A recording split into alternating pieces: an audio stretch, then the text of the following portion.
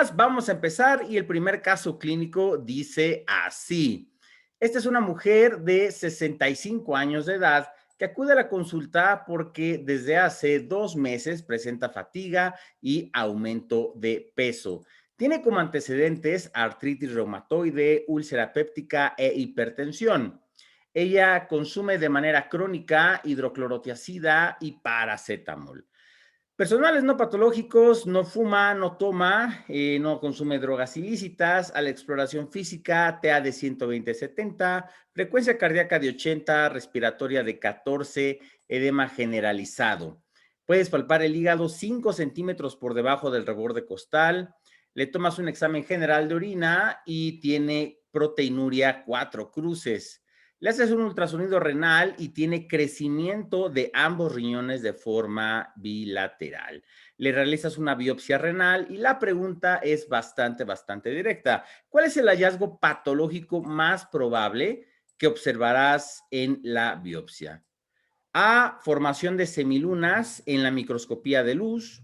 B, depósitos glomerulares con una tinción especial. C, hialinosis de la pared de la arteriola aferente.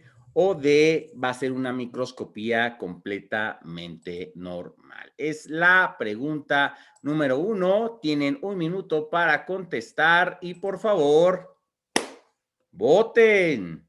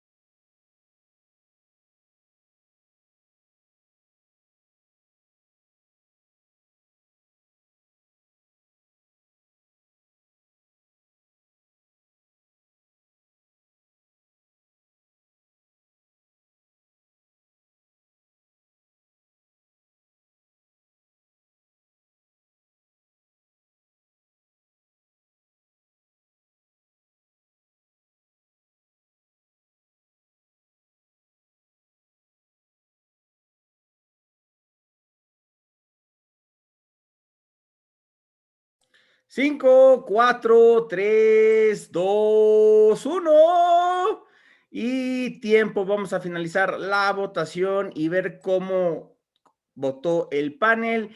Bien, la mayoría de ustedes tuvo la respuesta correcta. En este caso, lo que se observaría en la microscopía con tinciones especiales serían depósitos glomerulares con tinciones especiales. Entonces, vamos a analizar el caso, pero todos por lo menos contestaron alguna de las opciones. Eso es de analizar por el hecho de que pudieron haber sido confundidos con alguno de los distractores. Entonces, voy a dejar de compartir los resultados. 48% de ustedes tuvo la respuesta correcta y vamos a analizar el caso. Aquí lo más importante es el hecho de que identifiques que este paciente que tiene edema generalizado y que tiene proteinuria 4 cruces, que se puede ver en la tira reactiva del examen general de orina, tienes que ver que este paciente lo que tiene es un síndrome nefrótico. Entonces, lo más importante es el hecho, esta paciente tiene un síndrome nefrótico, pero ¿por qué hizo el síndrome nefrótico? Es que fue lo que sucedió que le condicionó esta condición. Entonces, puedes también observar el hecho que tiene el antecedente de artritis reumatoide, muy importante, y tiene crecimiento de dos órganos, tiene crecimiento del hígado, tiene hepatomegalia, lo palpas por casi 5 centímetros por debajo del reborde costal, y el ultrasonido renal, que en ocasiones es muy criticado, ¿por qué pedirlo en cuanto a alteraciones de la función de este mismo órgano? En vez de pensar de que tuviéramos unos riñones pequeñitos, tenemos crecimiento bilateral. Entonces, síndrome nefrótico y además crecimiento de órganos como hígado y los riñones y el antecedente de artritis reumatoide tiene que hacerte pensar que este paciente lo que tiene es una amiloidosis secundaria.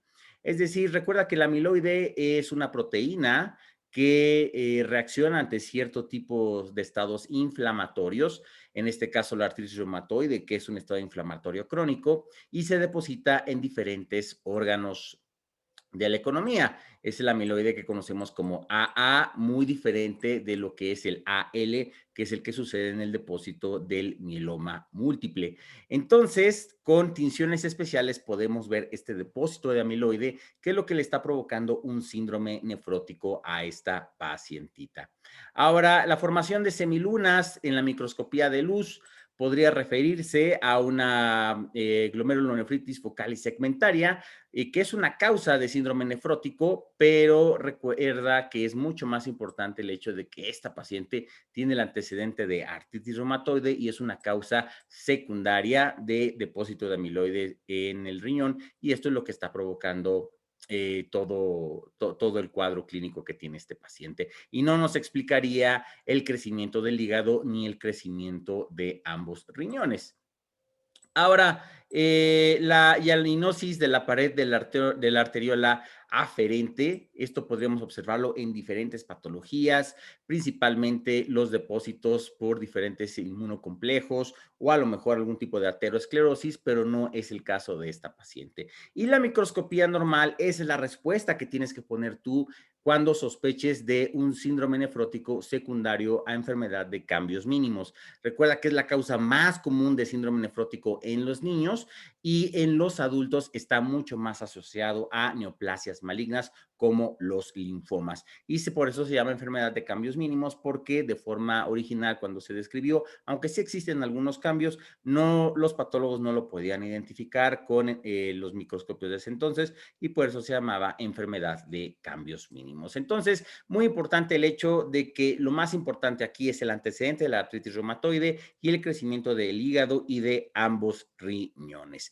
Entonces, muy abusado, estamos abordando uno de los grandes síndromes de la nefrología, que es el síndrome nefrótico, y es secundario a una amiloidosis secundaria por artritis reumatoide, que es algo bastante común y probablemente venga en tu examen. Entonces, el depósito de amiloide, como te mencioné, es una proteína que se puede depositar secundario a diferentes causas. Hay la amiloidosis secundaria a cadenas ligeras, ya las conoces cuáles son, mieloma múltiple o la macroglobulinemia de Waldenstrom, que es un mieloma múltiple simplemente que de IgM, a diferencia del clásico mieloma múltiple que es por cadenas ligeras. Entonces, la composición de este amiloide, de esta proteína, es principalmente las cadenas ligeras tipo lambda.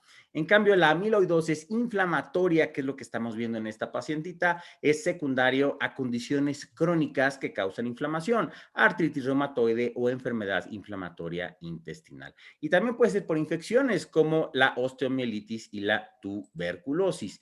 Y este plegado de proteínas anormales lo podremos ver beta 2 microglobulina, apolipoproteínas o la transtiretina. Entonces, muy importante el hecho de que lo único que explica la organomegalia de hígado y de ambos riñones es el depósito de amiloide por artritis reumatoide y el depósito de este plegado de proteínas anormales. Entonces, si no lo tuviste bien, no te pongas triste. La finalidad de estos casos clínicos que tenemos casi de forma mensual es el hecho de poner casos clínicos que requieren de cierto grado de concentración, que tienen alto grado de dificultad, para que el día del examen venga algo similar y no tengas ningún problema, y venga algo similar y no se te sea extraño. Pero bueno, vamos al segundo caso clínico. Bueno, pero antes de eso, no podían faltar las fotos de patología. Puedes ver de tu lado izquierdo los depósitos del amiloide, esto es, ve cómo estos glomérulos están llenos del depósito del amiloide. Esto lo podemos ver mediante inmunohistoquímica,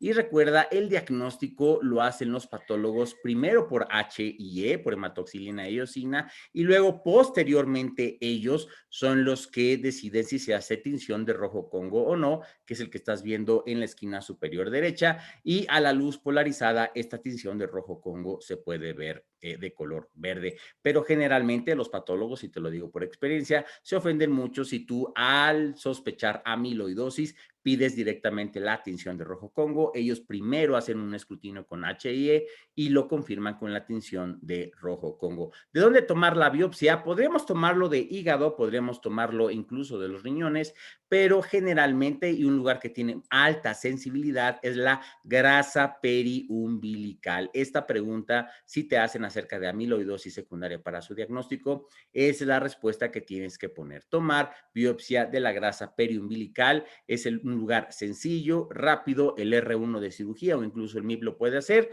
y si no es posible obtenerla de ahí o no es concluyente, podríamos irnos hacia los órganos que están afectados. Pero bueno, insisto, no se pongan tristes si la tuvieron mal. La mayoría de ustedes la tuvo, bueno, casi el mayor porcentaje de ustedes la tuvo correcta. Y vamos con la segunda pregunta que dice así. Este es un hombre de 45 años que es traído al servicio de urgencias por presentar alteraciones del estado de alerta. El paciente parece ser que está agitado y desorientado. De manera reciente fue tratado por un médico quien le dio tratamiento para un resfriado. Consume aspirina porque tiene artritis crónica, así te refiere la persona que lo acompaña, y además tiene reflujo gastroesofágico, para lo cual toma famotidina. No patológicos, trabaja él en mecánica automotriz, fumador desde hace 25 años y consume de manera intensa bebidas alcohólicas durante el fin de semana. A la exploración física puedes ver que el paciente tiene 37.2 grados de temperatura, la TA en 110/70, frecuencia cardíaca de 90, respiratoria de 22. El sodio está en 141, está normal, potasio normal, cloro normal. Te llama la atención el bicarbonato bajo en 13, por eso lo ponemos en letras rojas. El BUN y la creatinina están elevados en 28 y la creatinina está en 2.5. La glucosa normal en 90, la osmolaridad sérica en 350 miliosmoles. Le tomas una gasometría arterial, tiene pH de 7.21, está en acidosis, PaO2 de 100, PCO2 en 30.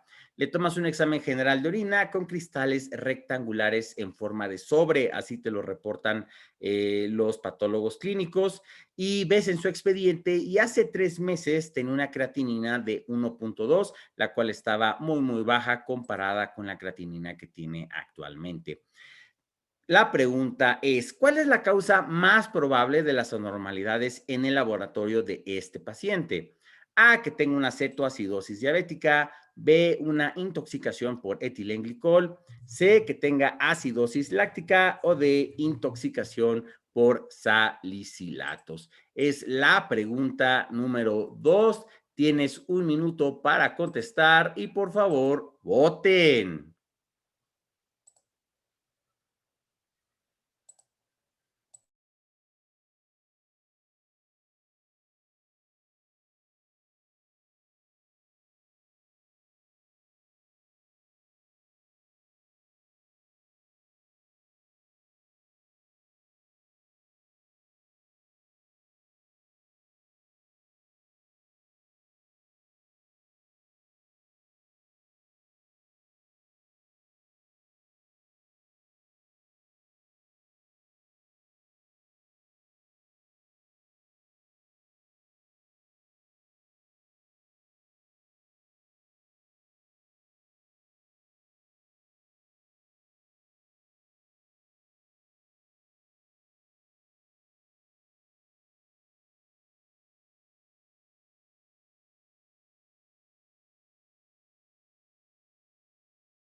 5, 4, 3, 2, 1. Vamos a cerrar la votación y tiempo. Vamos a finalizar la votación, compartir los resultados.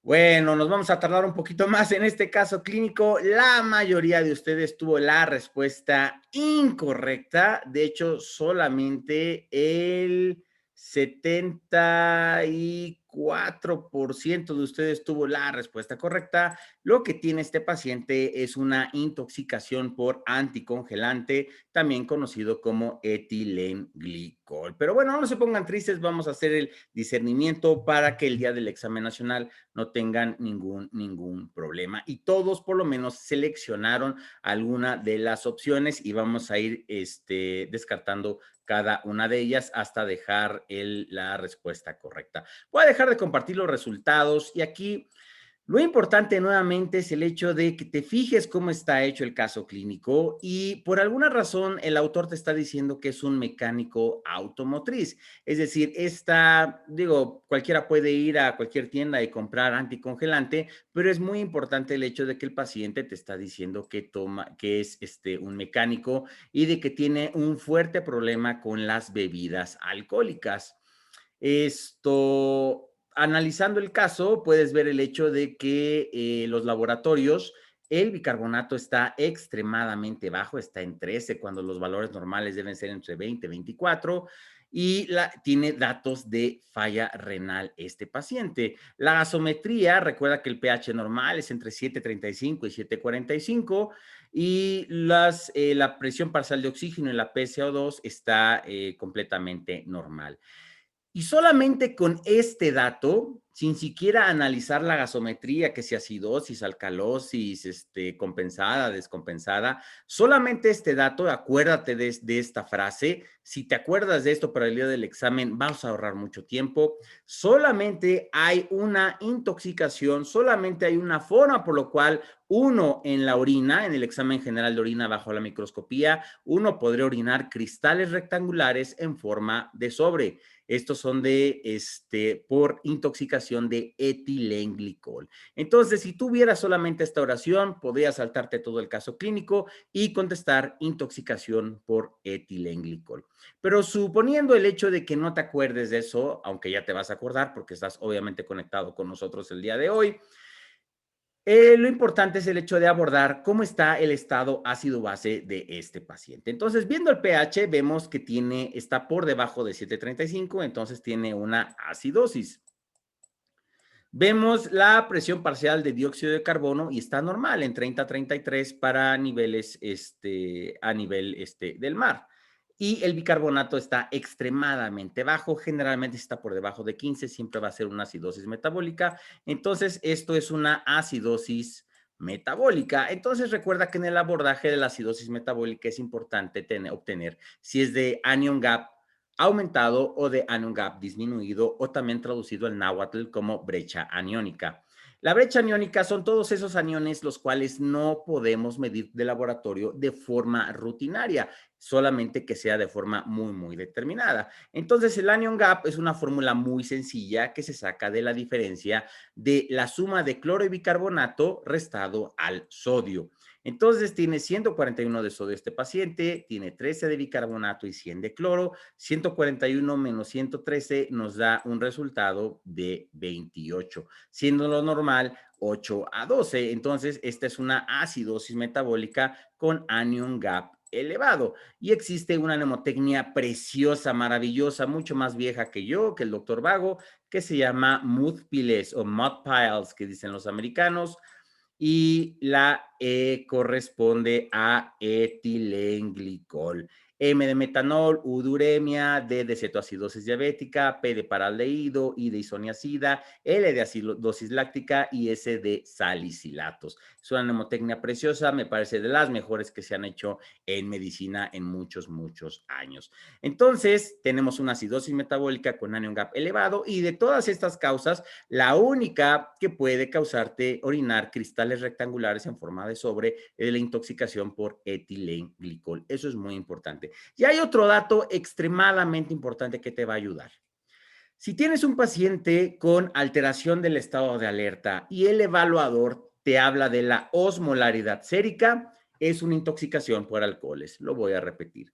Si el evaluador en el examen te pone alguien que tiene alteraciones del estado de alerta y te da un dato de osmolaridad sérica, eso es una intoxicación por alcoholes hasta no demostrar lo contrario. Y no hablo del Bacardán, del Blanc du Blanc, hablo de metanol, hablo de alcohol isopropílico, hablo de etilenglicol. Y así es como te van a poner el caso clínico, porque son pacientes, lamentablemente, la mayoría de ellos alcohólicos y que de alguna forma no pueden llegar a consumir etanol y consumen algún otro tipo de alcohol. Y recuerda, nosotros no tenemos etanol deshidrogenasa, los seres humanos evolucionamos y tenemos alcohol deshidrogenasa de tal forma que podemos metabolizar cualquier tipo de alcohol. Lamentablemente, el etilenglicol se metaboliza, así como el metanol, en compuestos tóxicos que causan daño renal o daño óptico respectivamente. Entonces, de esta forma podríamos llegar a la respuesta.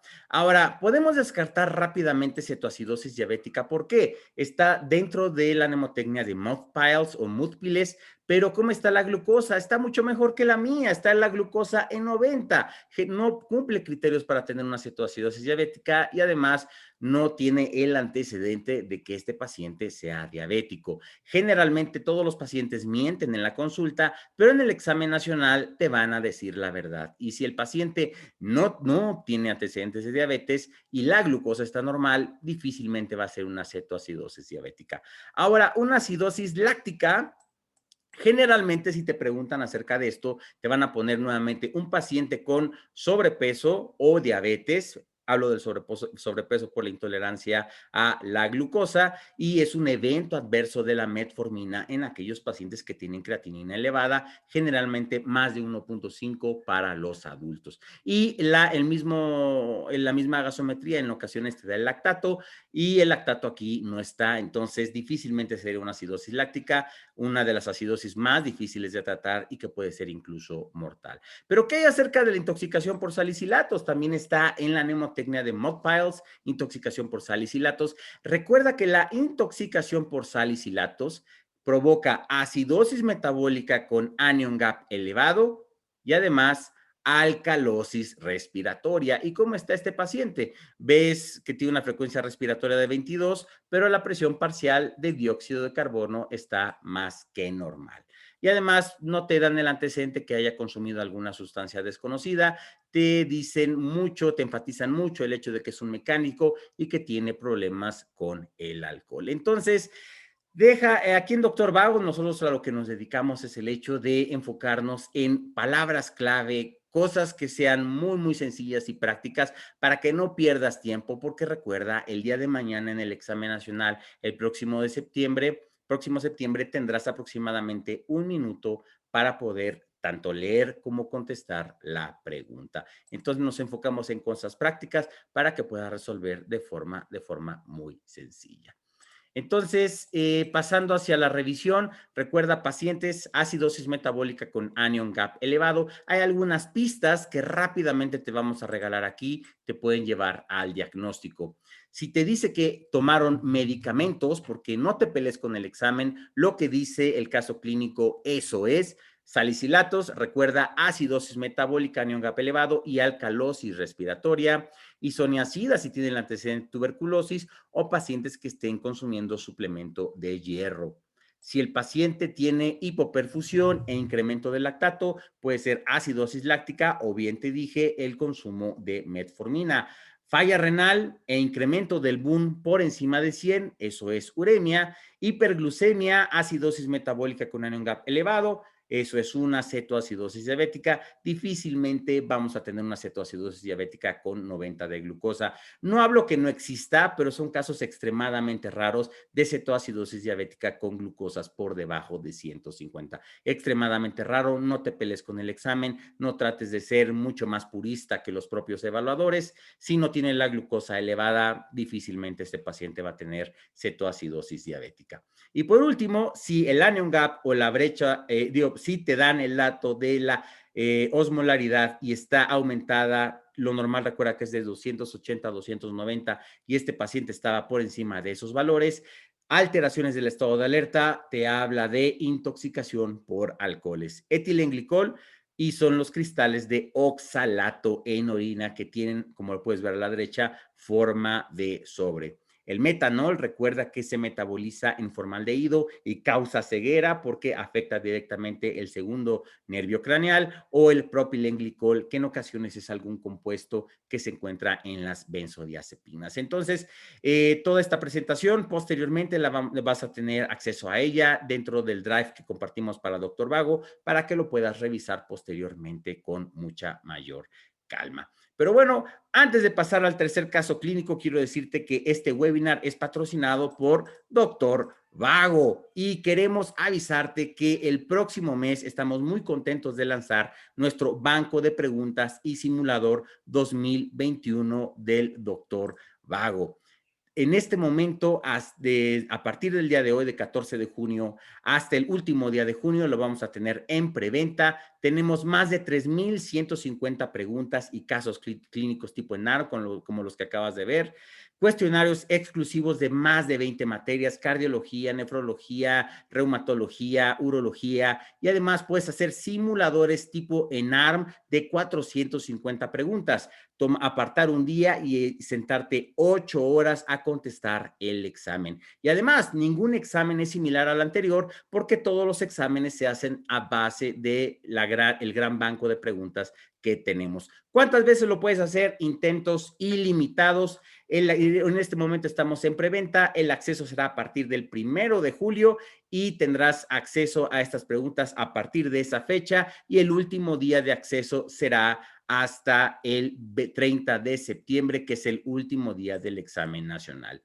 El precio en julio va a ser de 4,000 pesos, pero por el hecho de que estás inscrito y nos estás viendo el día de hoy, te vamos a rebajar 500 pesos para que lo adquieras en preventa en 3,500 pesos. ¿Cómo lo haces? Entras a doctorvago.com, diagonal QBank 2021, o solamente doctorvago.com o derevago.com, le picas en el botón que aparece que dice QBank o Banco de Preguntas 2021, y durante el checkout escribes la palabra preventa y con esto se te va a hacer tu descuento de 500 pesos. Y de esa forma tan sencilla, aceptamos todas las formas de pago, lo puedes adquirir tarjeta, PayPal o incluso transferencia de banco. Pero bueno, sin más, vamos con el último caso clínico de la noche de hoy.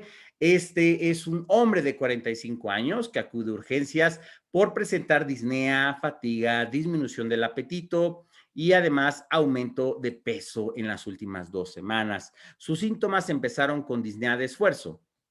En los últimos días, él ha notado que se tiene que despertar en la noche porque le falta aire. También refiere dificultad para abrir los ojos en la mañana porque tiene mucho edema facial. No se conoce con enfermedades, no consume ningún medicamento. A la exploración física te llama mucho la atención que está hipertenso con 200/120, la frecuencia cardíaca en 100, está en anasarca, distensión yugular al estar sentado, le auscultas los pulmones y tiene estertores basales bilaterales. El examen de orina tiene proteína, una cruz, nitritos negativos, trazas de esterasa leucocitaria, más de 50 eritrocitos por campo de alto poder. Tiene cilindros eritrocitarios y neutrófilos aislados. La pregunta es, ¿cuál es el mecanismo más probable del edema de este paciente? A, tiene hipertiroidismo; B, tiene hipoalbuminemia; C, tiene un daño glomerular primario; o D, tiene falla cardíaca derecha. Es la pregunta número 3 y la última de la tarde de hoy. Tienen un minuto para contestar y por favor, voten.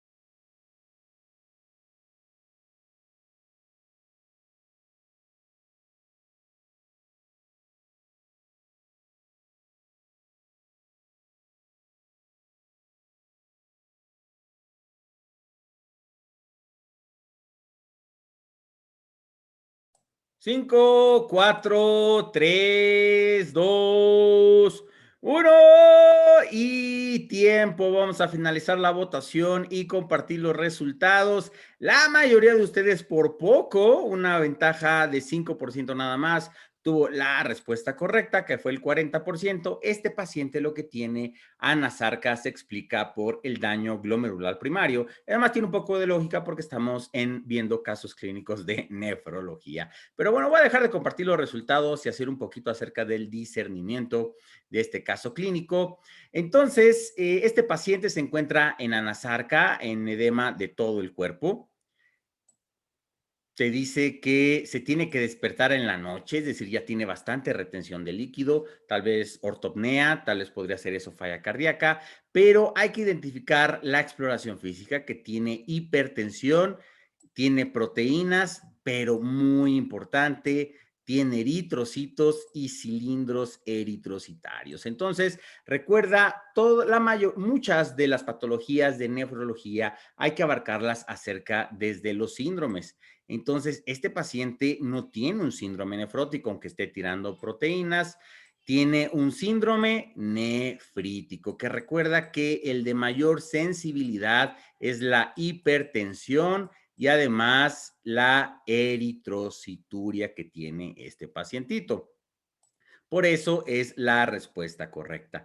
El hipertiroidismo, ¿por qué no parece que sea algo, una respuesta lógica o correcta? Está taquicárdico este paciente. Muchos de ustedes tal vez pusieron esa respuesta debido a este dato en la exploración física, pero no nos explicaría el hipertiroidismo el hecho de que el paciente tiene eritrocituria y además tiene proteinuria. La hipoalbuminemia, no nos están dando datos de albúmina dentro de los laboratorios y está tirando además albúmina. Entonces, pero entra mucho más en el cuadro de hipertensión y eritrocituria, un síndrome nefrítico secundario a un daño glomerular primario. Y dentro del curso de Doctor Vago y de nuestro banco de preguntas te enseñamos cómo se aborda el síndrome nefrítico, si tiene complemento alto, si tiene complemento normal, si tiene incluso complemento bajo. Y la falla cardíaca derecha, podría ser que el paciente tuviera falla cardíaca, pero si tuviera algún tipo de falla cardíaca y supongamos que no tuviera la presión tan alta o no tuviera eritrocituria, sería una falla cardíaca de tipo izquierdo, porque de hecho en la auscultación pulmonar te está diciendo que el paciente tiene estertores basales bilaterales. Entonces, no explicaría la anasarca, más bien los pacientes con falla cardíaca derecha, recuerda, tienen un remanso muy grande y tienen edema pedio, incluso que puede llegar hasta las rodillas, pero no explicaría los estertores bivasales, ni tampoco la hipertensión ni la eritrocituria. Entonces, recuerda, en muchas patologías de nefrología, tratar de abordarlo si es un síndrome nefrótico o es un síndrome nefrítico. En este caso, estamos hablando de un síndrome nefrítico. Generalmente tenemos la idea que el síndrome nefrítico siempre va a ser la glomerulonefritis post-estreptococócica, pero muchas veces puede ser esto, puede ser un paciente de 45 años que empezó con daño glomerular primario y tuvo estas alteraciones. Y siempre nos imaginamos un niño con infección de garganta, no, este paciente hizo un síndrome nefrítico y ya posteriormente, si el caso clínico es seriado, entonces trataremos de identificar cuál es la causa. Entonces, causas de edema periférico, recuerda, aumento de la presión hidrostática, falla cardíaca, pero si es ventricular izquierda, retención de sodio, si es enfermedad renal o algunos medicamentos, u obstrucción venosa como cirrosis o insuficiencia venosa. Pacientes que tienen disminución en la presión oncótica como hipoalbuminemia, puede ser por pérdida de proteínas como es el síndrome nefrótico o la enteropatía perdedora de proteínas o disminución en la síntesis de albúmina como cirrosis y malnutrición. Incremento de la permeabilidad capilar, cirrosis, trauma, sepsis, reacciones alérgicas, SIRA o ascitis maligna. Y por último, obstrucción linfática o incremento de la presión oncótica intersticial, ascitis maligna, hipotiroidismo o disección del nodo linfático, que es como lo que hacemos en las pacientes, por ejemplo, con cáncer de mama, que les queda linfedema, porque en ocasiones algunas de ellas requieren de vaciamiento completo de los ganglios linfáticos axilares. Pero bueno, muchísimas gracias por haberte conectado hoy tarde de lunes. Te agradecemos muchísimo tu participación. Este webinar se está grabando y posteriormente lo subiremos a nuestro canal de YouTube. Aprovecha la preventa que tenemos en nuestro QBank de más de 3,150 preguntas exclusivas y nos vemos en el próximo webinar el siguiente mes. Que estén muy bien, les mandamos un fuerte abrazo y hasta la próxima.